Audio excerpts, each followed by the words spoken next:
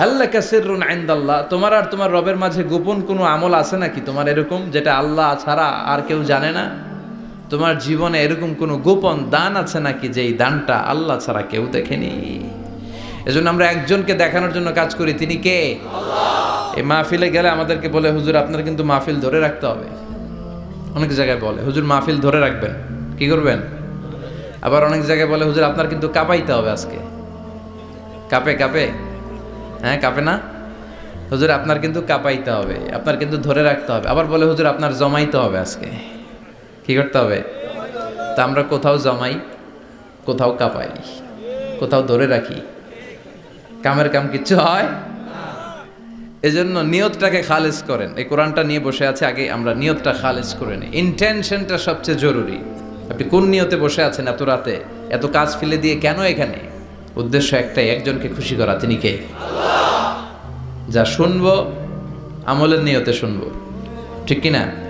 আহাব্বুল আ'মাল ইলাল্লাহি আদওয়ামুহা ওয়া ইন কাল্লা। আল্লাহর কাছে সবচেয়ে প্রিয় আমল ওইটা যেটা মানুষ যদিও অল্প করে কিন্তু প্রতিনিয়ত করে, কন্টিনিউয়াসলি করে।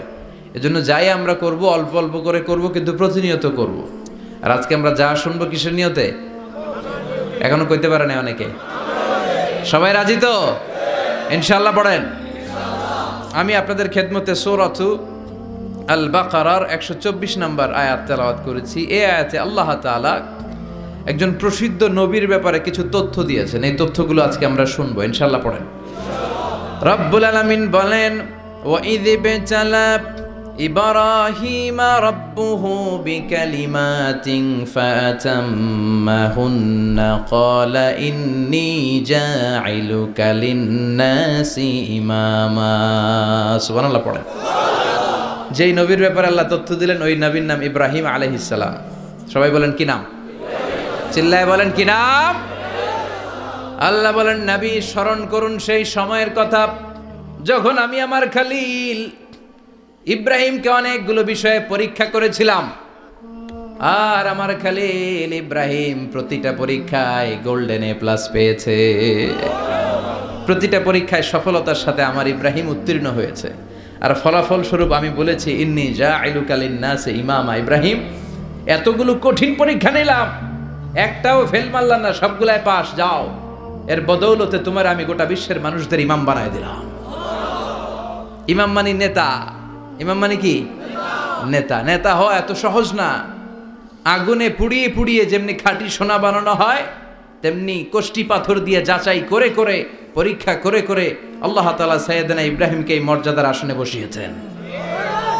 আল্লাহ বলে, অনেকগুলো পরীক্ষা আমি নিয়েছি সাইয়েদনা ইব্রাহিমকে। আল্লাহ যারে পছন্দ করে বেশি, তার জীবনে পরীক্ষাও। বিশ্বনবী বলেন, আসাদ্দুন নাসি বালাআন আল আম্বিয়া। এই দুনিয়ার বুকে সব চাইতে বেশি পরীক্ষা নেয় আল্লাহ নবীদের।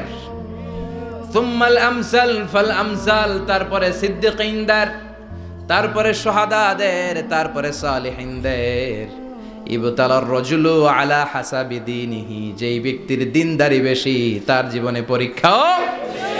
বিশ্বনবীর আল্লাহ সান্ত্বনা দিচ্ছেন, নবী ওরা আপনারে গণক বলে, ওরা আপনারে জাদুকর বলে, ওরা আপনারে কবি বলে, ওরা আপনারে পাগল বলে, কিন্তু আপনি হতাশ হবেন না। একটার পর একটা পরীক্ষা আপনার উপর চেপে বসেছে। এগুলো দেখে ভয় পাওয়ার কোনো কারণ নাই, কারণ মুমিন ভয় পায় না। চিল্লায় এখন ঠিক কিনা? ও নবী, আপনি বিচলিত হবেন না, হতাশ হবেন না। আপনার আগে যেই নবীর জীবনেও পরীক্ষা ছিল কি ছিল না? আমি আমার খলিল ইব্রাহিমকে অনেকগুলো পরীক্ষা নিয়েছি, প্রতিটা পরীক্ষায় সাইয়েদনা ইব্রাহিম পাশ করেছে। বিশ্বনবীকে আল্লাহ সান্ত্বনা দিচ্ছেন। সুবহানাল্লাহ পড়েন। বিশ্বনবী হতাশ হবেন না। ডোন্ট বি স্যাড, লা তাহজান, নেভার লুজ হোপ। ও নবী, আশা হারাবেন না। আপনার উপর যেমন পরীক্ষা আছে, সাইয়েদনা ইব্রাহিমের উপরও পরীক্ষা ছিল। সবার উপর আমি পরীক্ষা নেই। আপনারে ওরা কবি বলে গালি দেয়, গণক বলে গালি দেয়, জাদুকর বলে গালি দেয়, পাগল বলে গালি দেয়। যুগের ব্যবধানে এই গালিগুলো আছে, কিন্তু নামগুলো চেঞ্জ হয়েছে। চিল্লা এখন ঠিক কিনা? এখন আমাদেরকে কবি বলে না, গণক বলে না, পাগল বলে না। এখন আমাদেরকে বলে কাঠ মোল্লা, এখন বলে রাজাকার, এখন কয় যুদ্ধাপরাধী। গালি আছে না নাই? গালির ভার্সন চেঞ্জ হয়, ট্যাগ লাগানোর সিস্টেম চেঞ্জ হয়, কিন্তু ট্যাগ আসরা নাই। আল্লাহ নবীর সান্ত্বনা দিয়ে বলে, নবী ভয় পাবেন না, চিন্তিত হবেন না, আপনার যেমনি পরীক্ষা আমি নিচ্ছি, সাইয়েদনা ইব্রাহিমের আমি পরীক্ষা নিয়েছি। আর প্রতিটা পরীক্ষায় আমার Ibrahim Khalil golden A plus, first class first, global award পেয়েছে। আর এর ফলাফল হিসেবে আমি ইব্রাহিমকে বলেছি, ইব্রাহিম তোমার আমি নেতা বানাই দিলাম। Allah put Sayyidna Ibrahim in some test, in some test. Everyone has to face test. প্রত্যেককেই টেস্ট এন্ড ট্রায়াল, পরীক্ষার সম্মুখীন হতে হয়। And Sayyidna Ibrahim successfully overcome all the tests. Allah said, Ibrahim, I'm gonna make you the leader. সুবহানাল্লাহ পড়েন। একটার পর একটা পরীক্ষা আল্লাহ নেয়ার পরে যখন দেখলেন একটা তো ফেল করে না, আল্লাহ খুশি হয়ে বললেন, যাও, ইন্নী জাইলুকা লিন-নাসি ইমামা। ইব্রাহিম, আমি মুত্তাকিনদের জন্য, গোটা বিশ্বের মানুষদের জন্য তোমার ইমাম বানায় দিলাম। কত পরীক্ষা যে উনি ওনার জীবনে দিয়েছেন, কত কঠিন রাস্তা যে তিনি পাড়ি দিয়েছেন, তার কোনো শেষ নাই। সর্বপ্রথম পরীক্ষা ছিল ইলকাউহু ফিন্নার, অগ্নি পরীক্ষা। কি পরীক্ষা? নমরুদ বলল, ইব্রাহিম ঈমান ছেড়ে দাও, তাহলে জানে বেঁচে যাবা, নাইলে আগুনে ফেলবো। সাইয়েদনা ইব্রাহিমের এক কথা, জীবন যাবে কিন্তু ঈমান যাবে না। ঈমানের পথে অবিচল থেকে আমার মরণ যেন হয়, তোমারই কাছে মিনতি আমার, তোমারই কাছে মিনতি আমার। মহামহিম দয়াময়, ঈমানের পথে অবিচল থেকে আমার মরণ যেন হয়। পড়ে না আমিন? আরো জোরে পড়ে না আমিন? নমরুদ বলে, ঈমান ছেড়ে দাও, তা না হলে আগুনে ফেলবো। সাইয়েদনা ইব্রাহিম বলে, জীবন যাবে কিন্তু ঈমান যাবে না। তার মানে আগুনের পরীক্ষায় পাস। চিল্লায় বলেন, আগুনের পরীক্ষায়। পরীক্ষা নাম্বার 2, একটার পর একটা পরীক্ষা নিতে আল্লাহ শুরু করলেন। আল্লাহ বললেন, ইব্রাহিম যাও, কলিজার টুকরা সন্তানকে আর হাজারকে, আমরা ওনারা ডাকি বিবি হাজরা, আমরা কি ডাকি বাংলাদেশে, আসলে নাম কি হাজার, যাও তোমার স্ত্রী হাজারকে আর ইব্রাহিমকে মক্কার ধুধু প্রান্তরে ফেলে দিয়ে আসো। ওখানে মানুষ নাই, প্রাণী নাই, জনমানব শূন্য, দেখি আমার কদ্দুর ভালোবাসো। বলতে দেরি, টু শব্দ নাই, মরুভূমিতে ফেলে দিয়ে আসলেন। তার মানে পরীক্ষা নাম্বার 2তেও, কথা বলেন, 2তেও। পরীক্ষা নাম্বার 3, আল্লাহ বললেন, ইব্রাহিম দেখি তোমার হৃদয়ে আমার জায়গা কতটুকু, যাও কলিজার টুকরা সন্তান ইসমাইলের গলার মধ্যে তলোয়ার লাগাও। সাইয়েদনা ইব্রাহিম বিয়ে করার পর থেকে আল্লাহর কাছে চাইতে চাইতে শেষ, মাগা সন্তান হয় না। ওনার প্রথম সন্তানটা হয়েছিল সাইয়েদনা ইসমাইল যখন জন্মগ্রহণ করেছে, ইব্রাহিমের বয়স ছিল 86 বছর। সুবহানাল্লাহ কইতে মনে চায় না? এই এলাকায় আসেনি 86 বছর বয়সে সন্তান হয়েছে? হ্যাঁ, এরকম শক্তিশালী পুরুষ কেউ আছে? আহা, 86 বছর বয়সে তো হাঁটতেই পারে না। কথা কন। সাইয়েদনা ইসমাইলকে যখন আল্লাহ তাআলা সাইয়েদনা ইব্রাহিমকে উপহার দিয়েছেন, তখন সাইয়েদনা ইব্রাহিমের বয়স, চিল্লায় বলেন কত? 86 বছর বয়সে যে কলিজার টুকরা সন্তানটাকে হাতে পেলেন, চাঁদের মতো সুন্দর ছেলে। আল্লাহ বললেন, দেখি আমার হৃদয়ে তোমার জায়গা কতটুকু, ইসমাইল রে জবাই করো। বলতে দেরি, ছুরি লাগাতে দেরি হয় না। তার মানে এই পরীক্ষায়ও পাস। একটার পর একটা আল্লাহ পরীক্ষা নিয়েছেন, একটার পর একটা পরীক্ষা। আগুনের পরীক্ষায় পাস, ফ্যামিলি বিসর্জন দাও, পাস। কলিজার টুকরা সন্তানের গলায় ছড়ি লাগাও, পাস। এবার আল্লাহ বললেন, এরপর তোমারে বড় দায়িত্ব দিব, তোমাকে হজের, হজ প্রোগ্রামের এমডি বানাই দিলাম, ম্যানেজিং ডাইরেক্টর অফ হজ। সুবহানাল্লাহ কইবেন না? আল্লাহ বললেন, ইব্রাহিম বিশাল বড় কাফেলা বানাও, হজের আঞ্জাম দাও। সাইয়েদনা ইব্রাহিম বললেন, আল্লাহ দুদুমরু প্রান্তর, জনমানব শূন্য, মানুষ নাই, পাখি নাই, কেউ নাই, কিভাবে আমি হজের আঞ্জাম দেব? আল্লাহ বললেন, ইব্রাহিম হজ প্রোগ্রামের ম্যানেজারগিরি করতে চাইলে 3টা পেশা তোমাকে বেছে নিতে হবে। কয়টা? এই 3টা পেশা এর সমন্বয়ে তুমি হজের প্রোগ্রামের আঞ্জাম দিতে পারবা। পেশা নাম্বার 1, তোমার রাজমিস্ত্রির কাজ করতে হবে। পেশা নাম্বার 2 তোমারে ঝাড়ুদারগিরির কাজ করতে হবে। পেশা নাম্বার 3 তোমারে মুয়াজ্জিনগিরি করতে হবে। সুবহানাল্লাহ কইবেন না? وَإِذْ يَرْفَعُ إِبْرَاهِيمُ الْقَوَاعِدَ مِنَ الْبَيْتِ وَإِسْمَاعِيلُ رَبَّنَا تَقَبَّلْ مِنَّا إِنَّكَ أَنْتَ السَّمِيعُ الْعَلِيمُ। সাইয়েদনা ইব্রাহিম আর কলেজের টুকরা সন্তান ইসমাইলকে নিয়ে রাজমিস্ত্রির কাজ শুরু করে দিলেন। আল্লাহু আকবার। কাবা ঘর ভেঙে চুরমার, বাপ বেটা মিলে রাজমিস্ত্রির কাজ, পাথর কেটে কেটে বাপ বেটা মিলে কাবা ঘর বানায়। পেশা নাম্বার 1 শেষ। পেশা নাম্বার 2 ঝাড়ুদারগিরি। পেশা নাম্বার 2 কি? আল্লাহ বললেন তাহহিরা বাইতিয়া লিত-তাইফিনা ওয়াল আকিফিনা ওয়ার রুকআইস সুজুদ। মসজিদেরি ঝাড়ু বারদার হোক আমারে হাত, শোনো আমারে মুনাজাত, শোনো শোনো ইয়া ইলাহি আমারে মুনাজাত, শোনো আমারে মুনাজাত। পড়েন আমিন।